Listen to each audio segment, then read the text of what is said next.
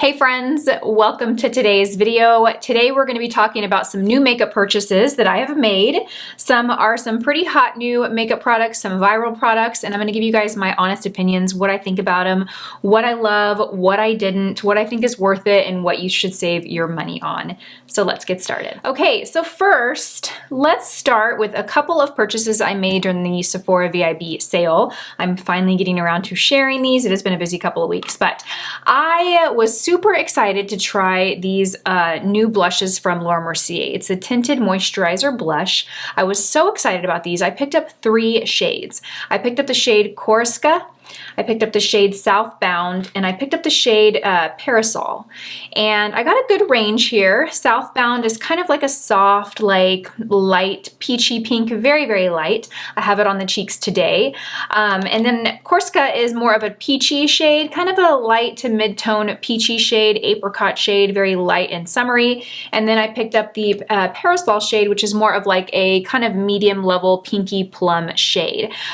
Today I ended up starting with Southbound. I found it to be too light on my skin, so I added a little bit of Parasol on top to give me the level of color that I have on my cheeks. I am happy with the way that it looks. I think it's very pretty. It's very natural. When you first squeeze the product out onto your hand, it feels like almost like a skincare product. It looks and has that texture and consistency. I found them a little difficult to blend, which I was a little surprised with. I thought that they were going to be very easy to shear out and blend out, but I found that they actually dried quicker than I expected them to.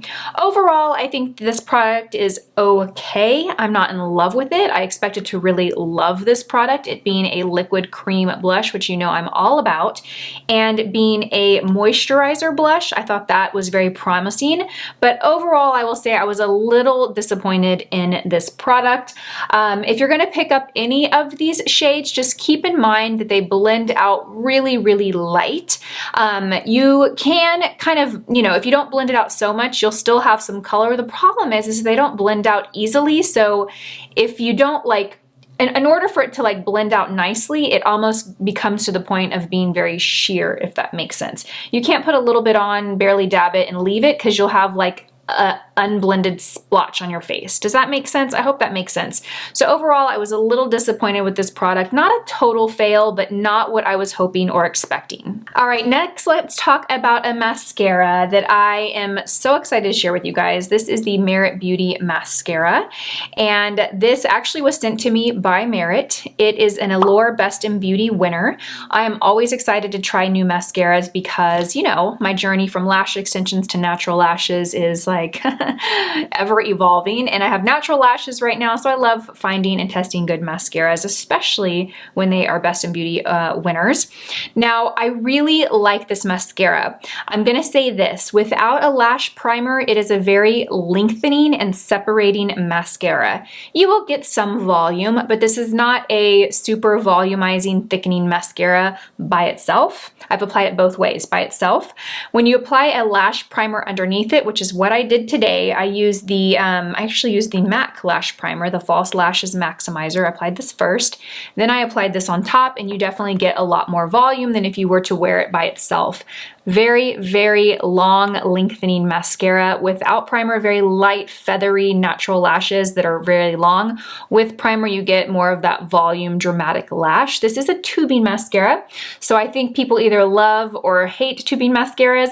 Now, I have used this and washed this off, and I find this much easier to remove than other tubing mascaras. So this is a win in my book. Okay, next we're gonna hop over to a lip product that I was so excited to try. I think the first time I saw this was it Rose and Ben that I saw it, or was it Megan Lombardi? I remember clearly Megan Lombardi did a video on these. These are new from Maybelline. They are the Super Stay Vinyl Ink Liquid Lips. Now, I got 2 shades. I got the shade Peachy and I got the shade Koi. I have Peachy on my lips today, and this is all that I have on my lips. I don't have a lip liner. I don't have anything else on top of it or below it. Now, what's interesting about this formula is it's a long wear lipstick.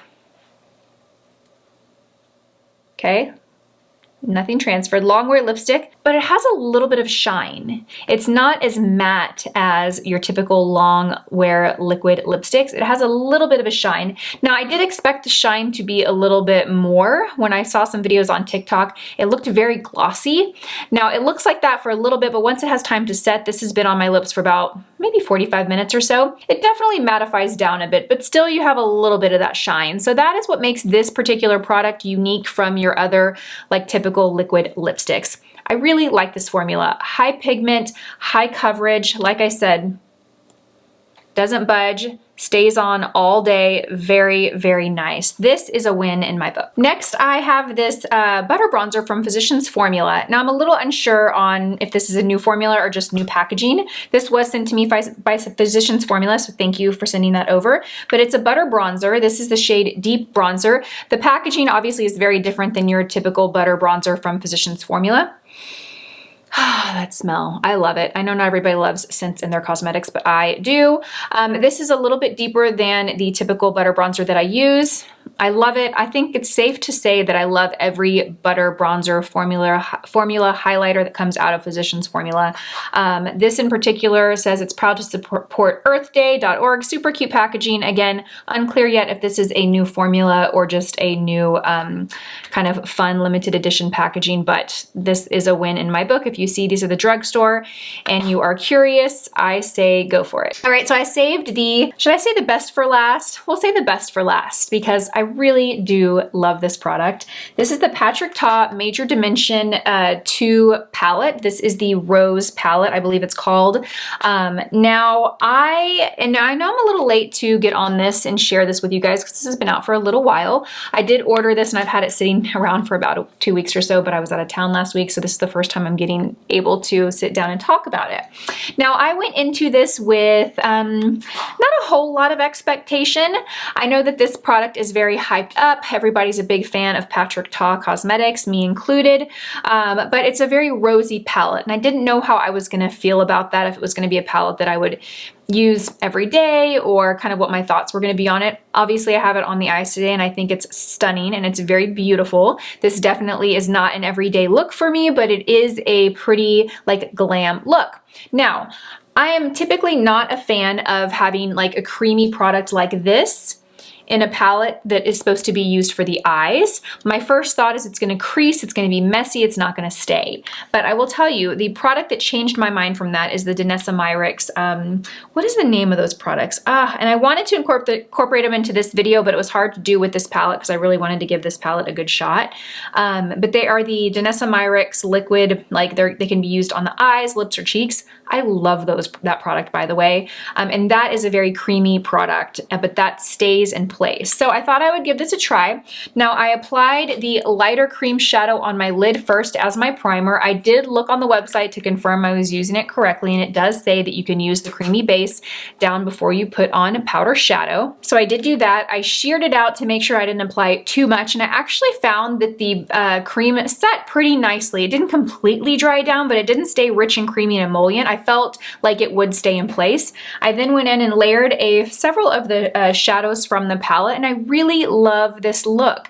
I then used the dark cream shadow and I kind of went over my eyeliner on top to kind of give it a smoky, more intense look at the lash line. And then I also ran it underneath my lower lash line, and that is what you see as my eyeliner on the lower lash line, is the dark cream shadow right here.